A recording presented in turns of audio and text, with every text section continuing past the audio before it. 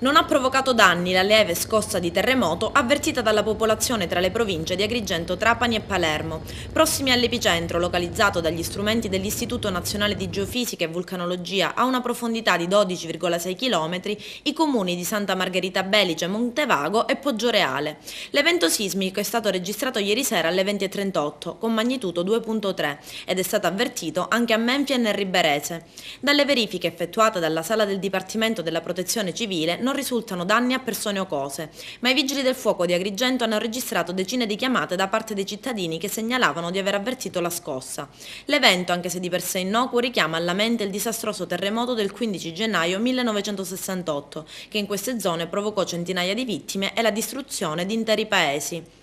E tra i 43 comuni della provincia di Agrigento, 3, Menfi, Montevago e Santa Margherita Belice, quelli interessati dalla scossa di ieri sera, sono stati classificati in zona 1, ovvero ad alto rischio sismico. Altri 27, tra cui Agrigento e Sciacca, in zona 2, a rischio medio, ed i rimanenti 13, tra cui Licata e Favara, in zona 4, a basso rischio. Questo è quanto ricordato da Rino Lamendola, vicepresidente del Consiglio nazionale degli architetti, che sta lavorando alla creazione di una serie di presidi di protezione civile presso gli ordini provinciali degli architetti dell'intero paese, con l'obiettivo di offrire un contributo di volontariato alle zone colpite da eventi clamorosi come l'Emilia-Romagna, dove già 30 squadre di architetti volontari stanno collaborando con la protezione civile al fine di verificare l'agibilità degli edifici colpiti dalle ripetute scosse sismiche dei giorni scorsi. Inoltre Lamendola ricorda come per gli edifici di nuova costruzione, ovvero quelli fabbricati dopo la normativa sismica varata nel 2008, dopo il terremoto che ha colpito l'Abruzzo, esiste un piano di manutenzione volto a verificare e garantire l'efficienza e la sicurezza delle strutture.